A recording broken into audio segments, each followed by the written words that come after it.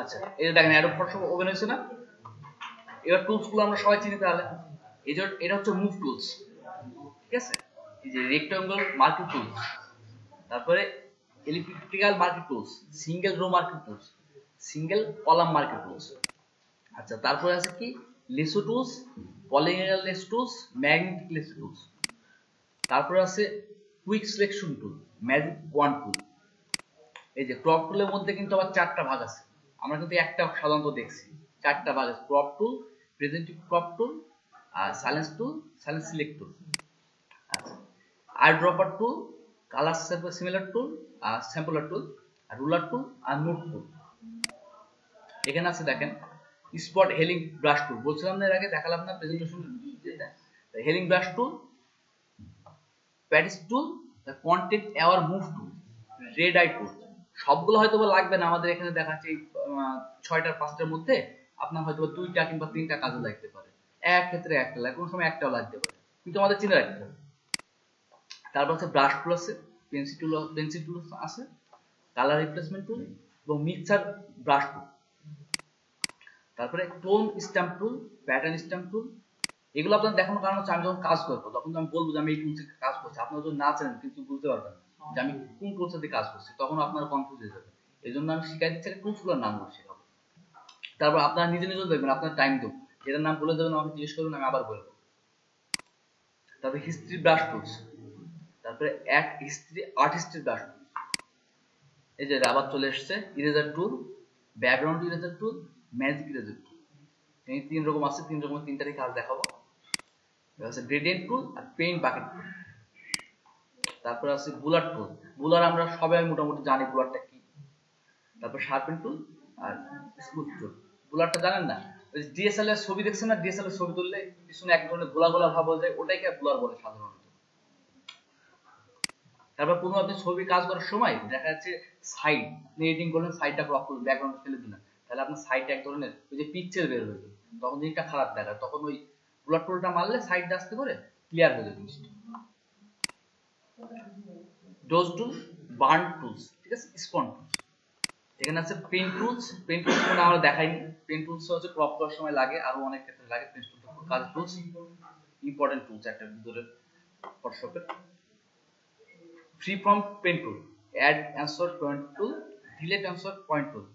তারপর convert point tool. টেক্সটের মধ্যেই একটা আছে, না টেক্সটের মধ্যে 4টে আছে। Original type tools, original type হবে তাহলে vertical type tool, original type mask tool, vertical type mask tool. এই দেখেন path selection tool, direct selection tool. Move টুলের মতোই দেখতে, কিন্তু মুভ টুলের নিচে একটা ছোট স্টার মতো আছে, এগুলো নাই। তারপর আছে দেখেন rectangle tools, rounded rectangle tools, ellipse tools, polygonal tools, line tools, custom shape tools. Custom shape টুলসেই দেখেন এখানে কাস্টম ক্লিক করলে এখানে শেপস আসবে।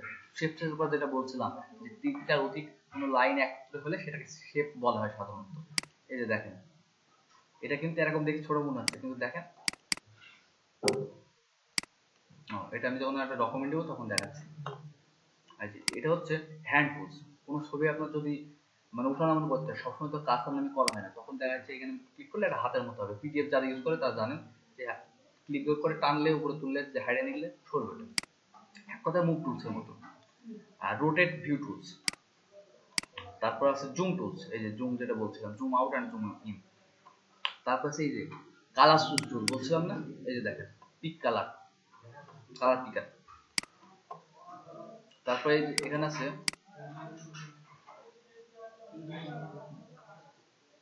আমি বলে গেলাম নামটা, কুইক মাস্ক মোড, ঠিক আছে, এটা কুইক মাস্ক মোড।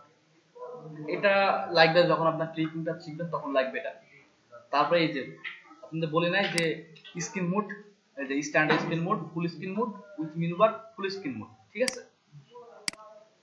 এবার আমরা ওপেন করে দেখব যে নিউ ডকুমেন্ট কিভাবে ক্রিয়েট করা যায়, তাই না? এটা তো একবারে ইন্টারফেসটা একবারে ক্লিন আছে, এখানে আমি নিউ ডকুমেন্ট কিভাবে অ্যাড করব।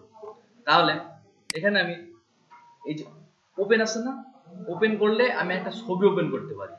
দেখেন আমি ওপেন করব, আমি ডেস্কটপ সিলেক্ট করা আছে, এই ছবিটা ওপেন করে দেখাই। এই যে ওপেন, এই যে এসছে না, দেখেন এবার আপনাদের যে টুলটা পাচ্ছিলেন না খুঁজে, সেই টুলটা যে বারটা খুঁজে পাচ্ছিলেন না, পাইছেন? না, আমারটাই পাইছে তাই বলছি। এর আগে কিন্তু আমারটাই ছিল না, দেখেন আমারটাই আছে অবশ্য, এই যে।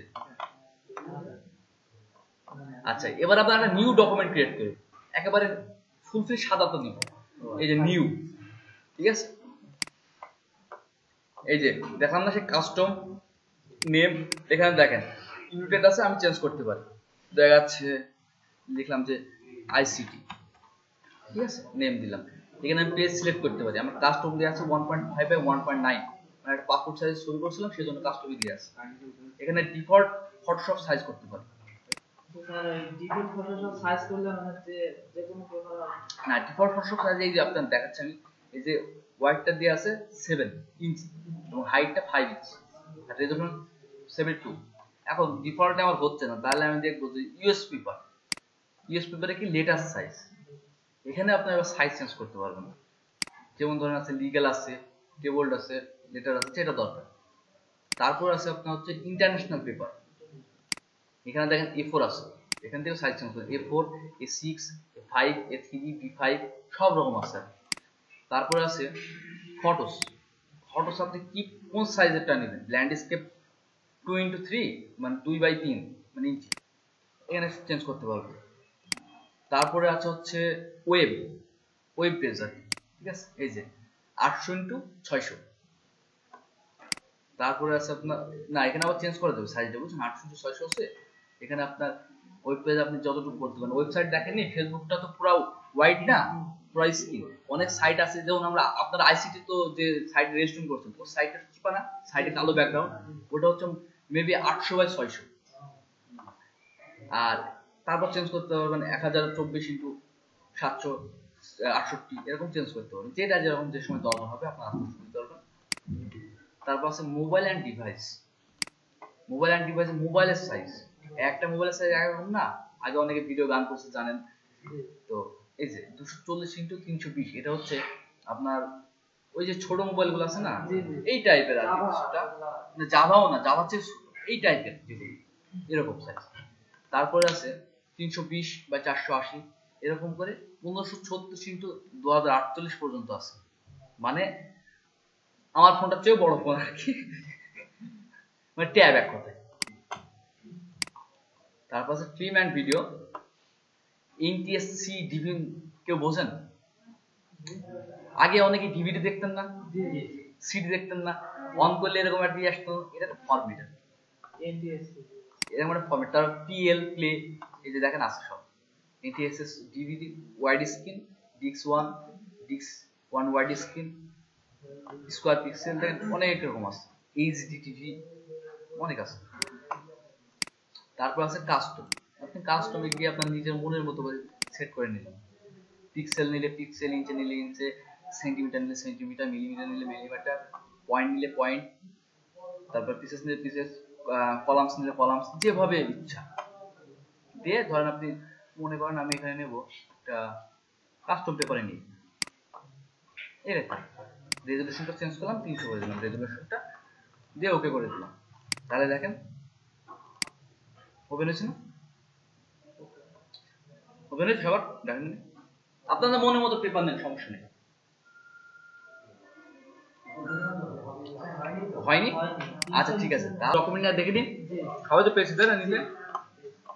এই যে আপনাদের দেখেন এখানে হিস্ট্রি বারটা চলে এসেছে, এখানে ছিল না বলে এখানে চলে এসেছে। আপনি মনে করলে এটাকে টেনে নিয়ে এখানে বসা দিতে পারেন, আপনাদের আসেনি? এখানে একটা ছোট, আচ্ছা এরকম এসছে কারো, এরকম এসছে কারো, এখানে দেখেন তীর চিহ্ন এসছে না, সবার আছে দেখেন। যদি এরকম থাকে তাহলে ক্লিক করেন, দেন হিস্ট্রি বার বের হবে, আবার ক্লিক করলে ঢুকে পড়বে, ঠিক আছে। এখন আমরা একটা ইমেজ নেব, হবে না? ইমেজের কাজ দেখি।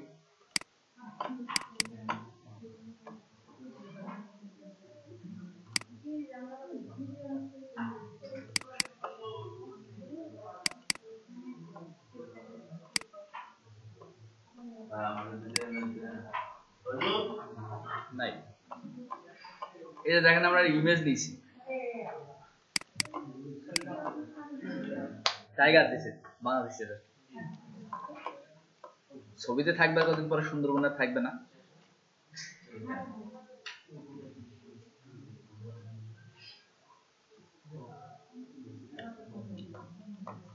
এই ছবিটা যদি আমি কালার টালার চেঞ্জ করি, তো কি করা যায় বলেন? একটু লাইট টাইট বাড়াবো, একটু কালার টালার চেঞ্জ করবো। চেঞ্জ করে দাও তো। স্যার ইয়ে আছে না, রবার আছে।